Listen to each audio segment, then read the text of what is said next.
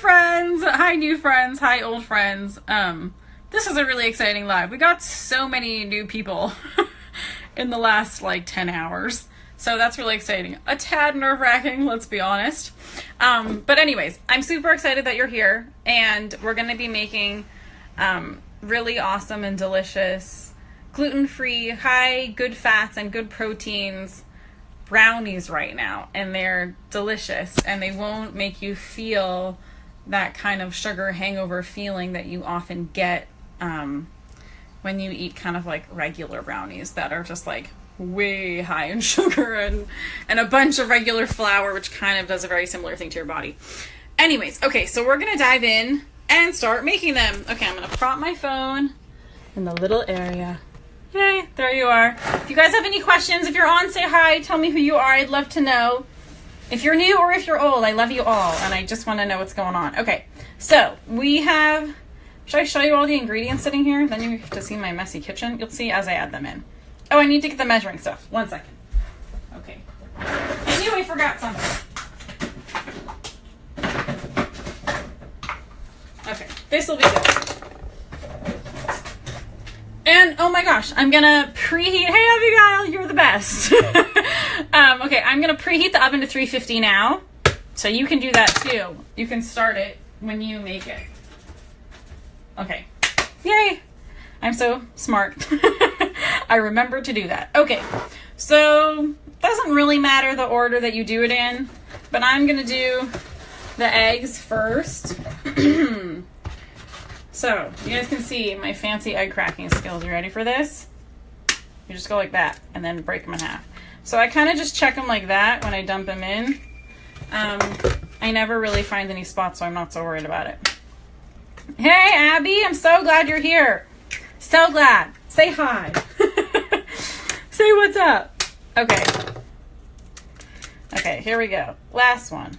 Boom. Okay, that's the 3 eggs. If your eggs are like tiny eggs, then do bigger.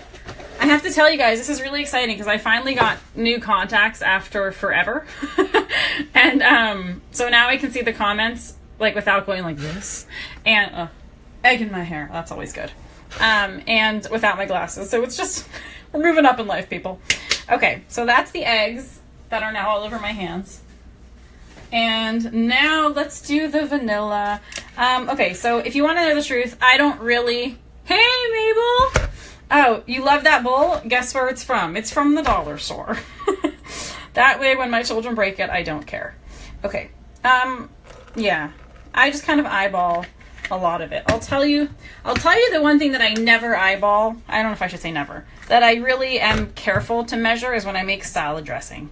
Because salad dressing, like if you mess that up, it's just not as good. It's just disappointing. Whereas I feel like most other things you can kind of get away with it. Okay, so there's my vanilla. A little more. I like vanilla.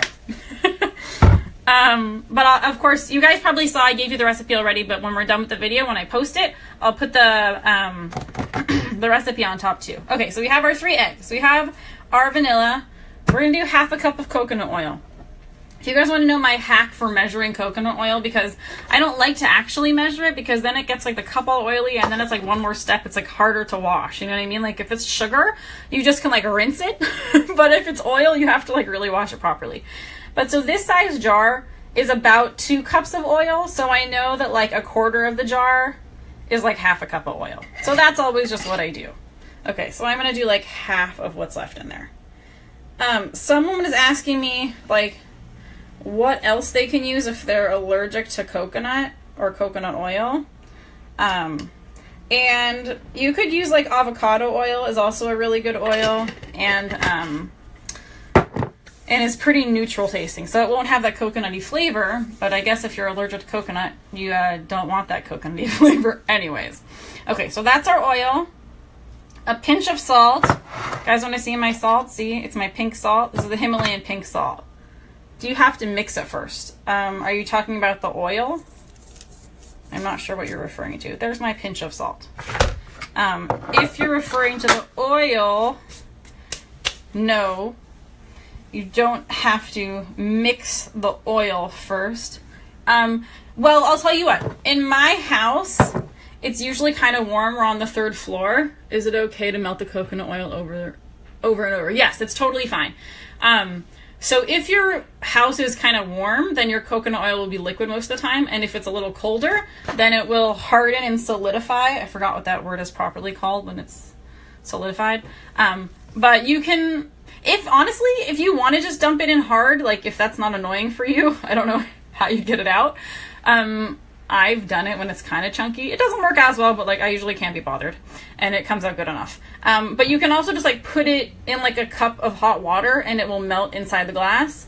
Sometimes also like I'll just put it like when I preheat the oven, I'll just like put it on top of the oven and that will kind of melt it, and I'll put it in like after all the other wet ingredients.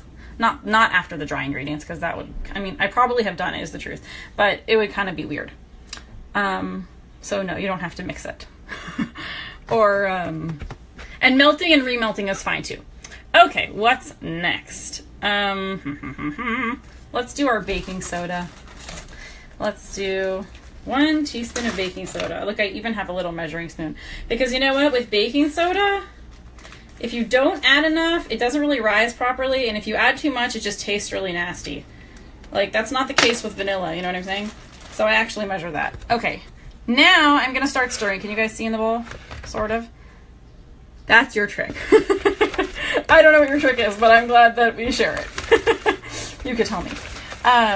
Okay, so I'm just like kind of mixing everything together. I never will use 2 bowls. I don't think I've ever used 2 bowls for anything in my life when it says like, hey, in the first bowl, do this. So I'm just telling you again, if you're like a fancy chef or a fancy baker, like go ahead and use your 2 bowls and it probably comes out a little better, but I don't care enough. Okay, so this is all of our liquid ingredients. Now I'm gonna add in the coconut sugar. This is probably the most sugar that I've put in any recipe ever. But I'll tell you why. Because if brownies aren't sweet enough, like, they're just not good. Placing the jar of coconut oil on the stove while preheating the oven. Yeah! Awesome. It is a good trick. Okay. Yeah, if brownies aren't sweet enough, they just are, like, disappointing, you know? Especially if you don't add chocolate chips in, which I'm going to add in because everyone will like them better. And also because like cocoa and raw cacao in particular is pretty bitter. So if we were doing like blondies, which I would never do because I just don't understand the appeal, but if we were doing blondies, you could get away with less sugar. But because we're putting in cacao powder, which is bitter, like you have to really put a good amount of sugar, otherwise it's just going to be like bleh, bitter, disappointing. It'll be like, oh, of course a nutritionist made this recipe, they're not good, which is not really your guys' experience, right? Usually you're like, gosh, this is so good, I can't believe it's actually like significantly healthier or healthy even. Okay, so there's my cup of sugar. Also, I'm so excited that I got a good deal on the coconut sugar. Remember I told you guys I went to Costco the other day? My freezer is I can't close my freezer. I mean, I close it and then I have to like duct tape it closed because it keeps like popping open. But that's okay. They had amazing deals on so much like amazing frozen organic produce. I just couldn't say no. So now we're slowly working our way through it. Okay, so now I'm just stirring in the sugar. And you know, like the order doesn't really matter. You can do whatever order you want. Okay, I'm gonna make it all and then I'll explain things so that you don't have to like, I don't know, I sometimes feel like if I explain it in the middle, it can be overwhelming. Hi, Sarah! Why is the coconut sugar healthier than cane sugar? Costco has coconut sugar? Yes, Costco has coconut sugar. Okay, fine, I'll explain as I'm talking. Okay, so coconut sugar is better for a few reasons. Number one, the main one is because you see that it's brown. So all of the minerals, so coconut trees are very similar. They're like palm trees, right? They're like called coconut palms. And they're very, very, very tall. You can't see my arm. They're very tall, right? So that means their roots, my understanding with trees is that however tall they are and however big the branches are is how deep in the earth it goes and how far out the roots go. So what that means is that the coconut palm, you're running to Costco. Oh, good. Is the coconut palm has a lot of minerals because like, there's a lot of minerals deep inside the earth, and so that's why also dates have a lot of minerals in them, right? And compared to like sugarcane, And so the coconut sugar has all those minerals in it. And so that's why when you ingest it, which is like a fancy way of saying eating, when you eat it, by the way, I'm so glad you guys are here and commenting. It makes me feel so happy. Okay, so when you eat it, it doesn't spike your blood sugar the same way. The reason why sugar generally like makes you like feel it like this, like as, you know, like you can be on a sucking candy and like before you even get like a good first lick, you start to feel that like jolt of sugar. And that's because the sugar just like absorbs immediately into your bloodstream, even like through your saliva, right?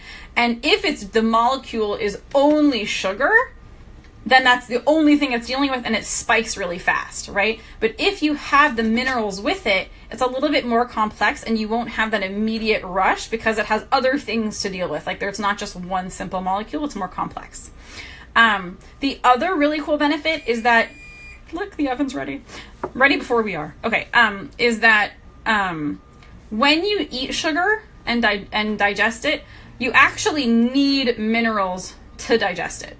And so if you're eating it without any minerals, like just a plain sugar cookie with white flour and margarine, which is a disaster of a piece of food, but let's say you've done that, then what's happening is in order to digest it, your body has to pull minerals that you already have. So that's the biggest, like one of the biggest contributors to osteoporosis is not that people aren't drinking enough milk, because you can get calcium in a lot of other ways, right? But it's because of the excess of sugar and refined carbohydrates that we eat that don't have the minerals in it. And then when we eat it, it pulls the minerals from our bones and weakens our bones.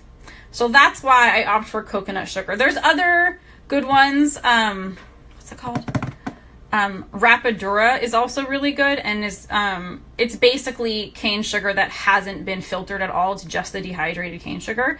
It's way better than like sugar in the raw or sucanat, I think. I don't know. There's a bunch of them that they kind of market that way, but it's not really what it is. And if you look in the ingredients, like even brown sugar, people think is that, but really brown sugar is just white sugar that they put like a drop of the molasses back in for color. Unfortunately. But this was maybe like $7 for the whole thing. I mean, that's not bad. And like, honestly, I don't use it very much, right? And hopefully we won't either use too much sugar, because even that, we don't want to do too much. It's still a sugar, it's just not the same.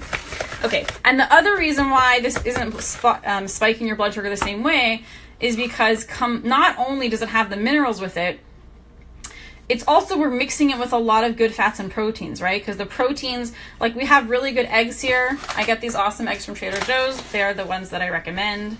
The dark yolk, right? So they have about maybe about 15 times more vitamin A and D and K than a regular like supermarket egg. What's the name of the raw sugar? Rapadura.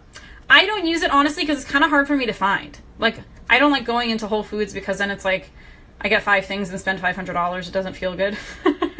But coconut sugar is becoming more popular. You can find it at Trader Joe's for like a decent deal, and Costco has it for a good deal.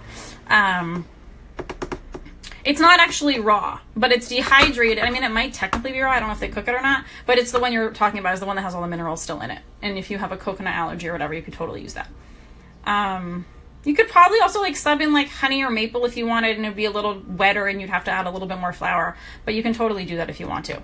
I forgot what I was saying. Oh, the sugar, that even with the coconut sugar, it's also because we're combining it with the good fats of the coconut oil, the egg yolk, and the fats in the almond flour, and the protein in the egg white, and the protein in the almond flour. Both of protein and fat work together to balance your blood sugar. So when you eat sugar of any sort, right, it spikes your blood sugar. The more minerals you have with it, the less extreme it is. But the best thing you can do to combat that is to balance your blood sugar by eating good quality fats and proteins, like eggs or coconut oil or almonds, which is what we're doing in this recipe, right? So that's why this is so much better than just using whole wheat flour or even quinoa flour, because even though those things for some people in certain circumstances could be definitely better than white flour, they don't provide the fat or the protein to help balance your blood sugar the way that the almond flour does. So there you go. Is my almond flour organic? No. I wish that it was. And I'll tell you about the minerals in a second, Abigail.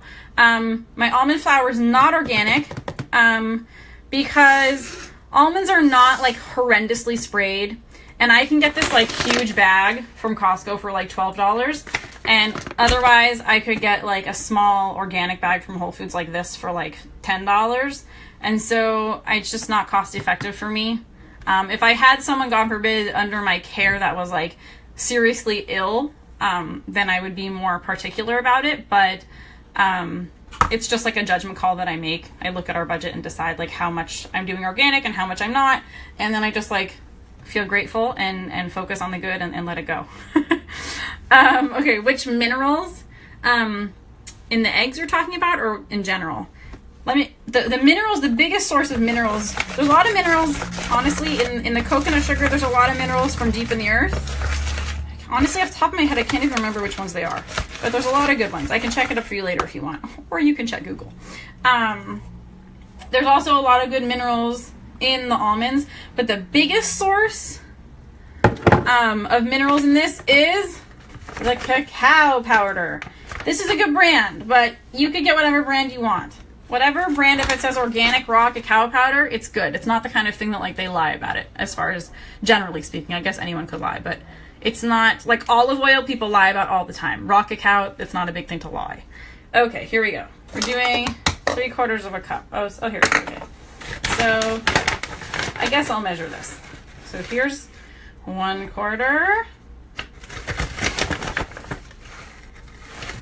2/4.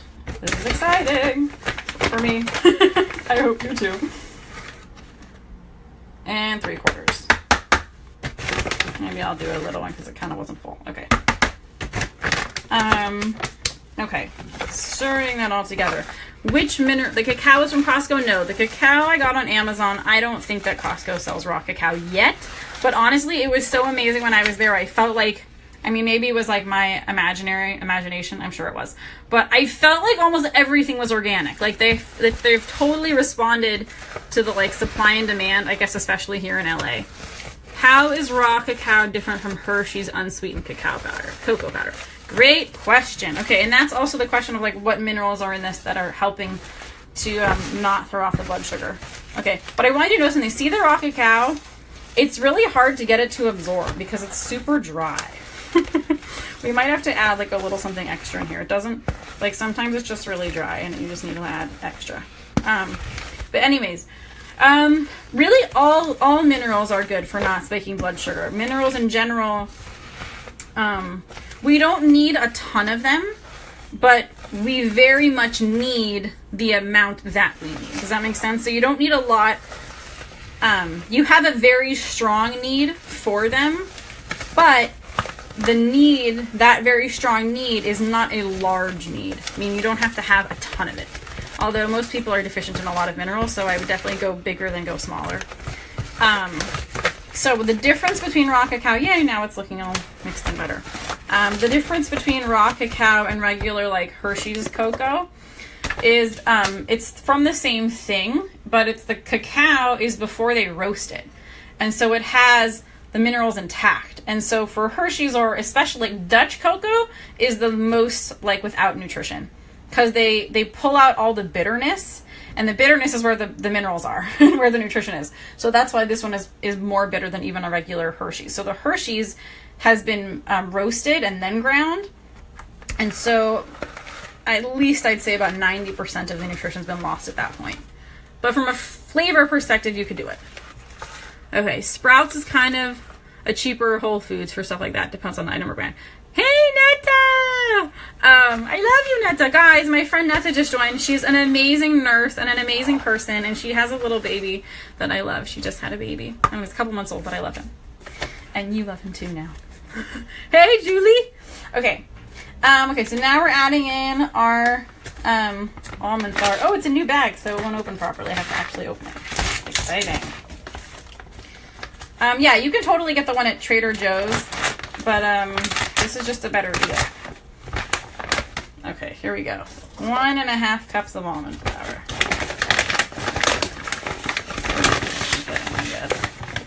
Okay, here's one. I don't measure properly, it doesn't really matter. So 1.5. That's kind of a half. Okay. Let me see. That's good. Okay. See, I'm stirring it in. It looks so pretty. I would say be mindful of getting the blanched almond flour. Don't get almond meal. It won't work as well. It works very differently. It's much coarser and the skins are left on, which is funny because people often will think that it's healthier because the skin is left on. But the truth is that the skin of the almond is like very irritating for a lot of people. And so it's actually better to get it without the skin. Just because it's brown doesn't mean it's better. Same with eggs. People often think that like brown eggs are better just because they're brown. It doesn't make it better at all. The eggs are better if depending on what the chickens ate, but the color of the shell is only determined by what like the color of the chicken, right? If it's like a brown haired chicken, or brown feathered, I guess they don't have hair. Okay, let's see. Did I remember everything? We did coconut oil. We did coconut sugar. I did salt. I did vanilla. I did cacao. I did eggs. I did almond flour, baking soda. Okay, now, if I really would have been thinking ahead, I would have like oiled this already and put it in the oven because then it like helps it really not stick, but that's okay. We'll just use the best we can do now and it'll be good enough. I'm really excited to make this with you guys. That we are making it now. My kids are excited too. My husband's like, you're making brownies? What about other nut flours? Other nut flours are good too. They're just harder to find. Like it's hard to find like cashew flour or like walnut flour. I don't think I've ever even seen that. I mean, you could make it yourself, but that doesn't sound so easy to me. But if you have like an allergy and it's worth it to you, look, now I'm rubbing in the rest of the coconut oil because it's my moisturizer too. Two birds, one stone. Okay, here we go. And I'm gonna put chocolate chips on top because that will just make it so much better. So that's exciting. Okay, see now I'm just kind of dumping it in. It looks a little thick to me, but whatever. It'll be good anyways. Also, I just want to tell you guys, this is my recipe. So those of you who are used to my recipes and know like it's not as sweet as like the Duncan Hines mix, you know that. But if you are used to making like the Duncan Hines mix, then taste it as you're making it. And like, you may want to add more sugar and I won't be mad at you. But I don't want you to make it and they'd be like, oh my gosh, this doesn't taste like how I thought it would. Because it definitely tastes different. Like these are, you know, it's made of almonds and eggs and coconut and cacao. It's definitely not exactly the same thing as a Duncan Hines box or whatever you're used to making if you're used to that kind of flavor. So I think it's important to have realistic expectations.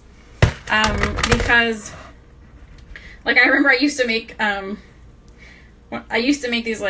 these cookies. I mean, I still make them, and my husband used to always like on Shabbat, he would always be like, oh, like my wife made these amazing cookies. Do you guys want some? And I would always be like, disclaimer, like if you're expecting like Mrs. Fields chocolate chip cookies, you're going to be like sorely disappointed because they don't taste anything like that. But if you're just like, oh, like maybe a health bar or you know what I'm saying? Like, then you're like, oh, these are so good. But you have to have realistic expectations. Like if you're expecting to have, you know, a Duncan Hines sugar, like, then like, you're going to be like, oh, this isn't what I wanted. But if you're just like, oh, I want a really yummy, healthy, sweet dessert, you'd be like, oh, these are so good. You know what I'm saying? Okay. Any questions on that? I have to find the chocolate chips. Oh, I think I hid them. I did. Otherwise, my family always finds them and just like eats them, and then I can't put them in things. Because I don't really have like so much like crap around my house, you know what I'm saying? But chocolate chips I usually have, but I have to hide them if I want them to last. If my husband's watching right now, he's going to be laughing. Okay. Or if he's not, he'll laugh later, I guess. Okay, here we go. I'm just kind of putting... I mean, I could have mixed them in. I don't know. I just think it's more fun on top. Because then you like... It looks like there's so many. I don't know. Is that weird? You could do it your way if you have a better way. And then I'm going to put them in the oven and I'll sit, or maybe I'll stand still. And I'm going to explain about cravings. I can't remember... Mabel, was it you asking me about cravings and how you can get rid of cravings without it being like a painful, slow, horrendous process? It maybe was you. I can't remember if it was you or someone else. You know, putting these on is like pouring Raisin Bran when you're a kid. And you keep just pouring because you're like, oh, more sugary raisins. Okay, I'm putting it in. Put putting the oven on like 30 minutes. Once they're ready, I'll take a picture and post it in the group for you guys to see. I'm gonna check it at like 30 minutes. Okay, where should I stand so I have better light? I'm putting it in 30 minutes and then I'll check it and see how they are then, because I kind of like them undercooked more than overcooked. You know, like a little gooey, and like, that's better. Better than like too fluffy. Anyways, okay, I wrote my notes so I could remember what I wanted to tell you guys. Is I told you I was gonna tell you a little bit about how cravings work, right? So we're gonna get deep for a second, right? Because I find that the best way to understand it in a really understandable way is when we make analogies to relationships, because that's at least how I think, okay? Because we crave that too, right? We crave attention, we crave approval, right? Like, and that's not necessarily at all an unhealthy thing, right? So what happens is our bodies are super smart and we crave what we need if we're used to getting it, right? So I can tell you, like, oftentimes when I'm in the store, I'll be like, oh my gosh, that kale looks so good, that watermelon looks so good, those tomatoes I really want to get, I want to, right? But, and definitely like the cakes and cookies, like, I'm like, oh, that looks good, but I don't have this like pull, right? So there's a lot of different parts of why that's happening and how that works. But the main ones are, number one, that our bodies are brilliant and they're always asking for what they need.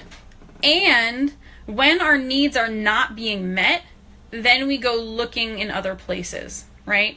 So for example, like, we really need all these healthy foods with lots of nutrition. But if we're not getting them, then we'll start to crave sweet, sugary things, because that gives us immediate energy, right? So our body doesn't know that we just haven't been eating healthy because we're like too busy to care, or like can't be bothered, and like this like Snickers is just sitting on my desk, I'll just have that, right? Our body doesn't know that. It just thinks like, oh, there's like maybe a famine, so I just need energy right now because who knows what I'm going to eat again. And so then sugary things look really amazing because our body's trying to protect us that we shouldn't faint, right? It doesn't know when the next meal's coming. But the same way, again, that's like with relationships, of like, if you have like a core group of friends who you trust and who are there for you and are good to you, then like those like mean girls in the corner don't appeal to you the same way, right? You're just like, whatever, they're mean, I don't need them. It's only when you're like not getting any kind of like validation or love or acceptance from your good friends or your parents or your spouse or whoever you have those meaningful relationships with, that suddenly those like mean, obnoxious girls in the corner, or guy, whatever it is, suddenly then they call to you a lot more. Then you're like trying to grasp for the unhealthy replacement for the thing that you actually need, right? So when people try and quit sugar, it's usually very painful, because what's happening is that's like the kid who has no friends but sucks up to like the mean girls for like some version of friends, and now you're saying that they can't do that. So they have all this withdrawal because now they have no friends. They have no positive interaction, right? As opposed to if you instead, so like with my clients, I never will just pull sugar away from them. When my clients need to get off of sugar or whatever it is, it's not a painful process, because instead of just pulling out what they can't have, I build them a nutrition plan that's focusing on what they actually need, right? So if you, instead of just pulling it out, you fill your plate and you fill your day with the foods that are actually what your body really needs. Like every bite is nutrient dense, right? Like people ask, like, why do I buy those eggs that are like almost $4 a dozen when I can get, you know, the other ones that are like $1.75 or something? And I'm like, because each one of those eggs has like 15 times the amount of vitamin A and vitamin D and vitamin K as the other eggs. And so I'm wanting to feed my cells, right? I'm not just eating for my stomach. I'm wanting to feed my brain and my cells and my digestion. And so the real point of the food is to take care of all of these different systems going on inside our body. Sorry, my arm got tired, so I switched hands. And so that's basically how it works. So now it's a weird lighting. Okay, so if you just take out the thing that you've been using as a crutch because your true needs have not been met, it's a very painful process. If instead you swap in nutrient-dense foods that are the things that your body actually needs, then it's not. So you could definitely do your best on your own to just kind of be mindful of that. And if you're having trouble, then reach out to me, because the reason why it's so easy for my clients is because I really spent like our first session together was like 2 hours of me just kind of listening to every problem you can think of that you have in your body, because that paints a really comprehensive picture of what's going on, right? Like if your main thing is, okay, I want to lose weight, or I have acne, or I have PMS, whatever it is, right? But I want to know how you sleep, and how your energy is, and how your mood is, and how your cycle is, and how, if you have skin patches at all, or whatever, you know, or oily hair, things that you don't think are relevant, but it paints a complete picture of what's going on. And then I can identify from that what your deficiencies are, and what your, like, you know, which organs are struggling, and then create for you a personalized plan to address those issues in particular. And then that's why the process, like, we're like, you know, pinpointing it, like, where's my finger? Pinpointing it. So then the swap them is easier, right? So it's not a painful process. Like, my clients are always shocked. I'm like, oh, that was so easy. I thought it was going to be so hard. So that's how cravings work. And they're a gift, right? Because they show us what we're needing and what's happening. I think I said why, what, how. I think I answered everything. Is there anything else you guys want to know that I didn't answer? Someone was asking, I think, about the coconut oil. You can swap it for like a good quality palm oil, or avocado oil is also like a really neutral taste. People get worried about palm oil. They think it's really bad. No, palm oil is good from a health perspective. If you're concerned about the environment, then you can source out like a sustainably harvested one. People get nervous about palm oil because there's a lot of deforestation going on for some of the palm oil companies. So like the cheapo, gross ones, whatever. But if you're getting a good quality one, then hopefully it's not doing that, and they're just doing it in a more sustainable way. The ones that I buy, if I ever buy it, honestly, I can't be bothered. I'm a very minimalist, and like, I'm happy just to use coconut. I don't need like 1,000 choices. But if you are less minimalist and you like 1,000 choices, or 2 choices, 3 choices, you can do that. Okay, I love you guys so much. If you have any questions at all, let me know. I'm gonna post it, and then I'll put I'll type up, I have the recipe typed obviously already, and I'll post it at the top of the video. Okay, I love you. Bye. Oh, and actually, let me know if you want a Shavuos webinar of like a full recipe, like a meal plan and shopping list and everything I'm making, and like videos of how to do it. I'm probably going to do that because I saw there's a lot of interest in cheesecake, and I was kind of thinking about it already, so maybe I'll just do a whole webinar about it. Okay, so I love you. Bye.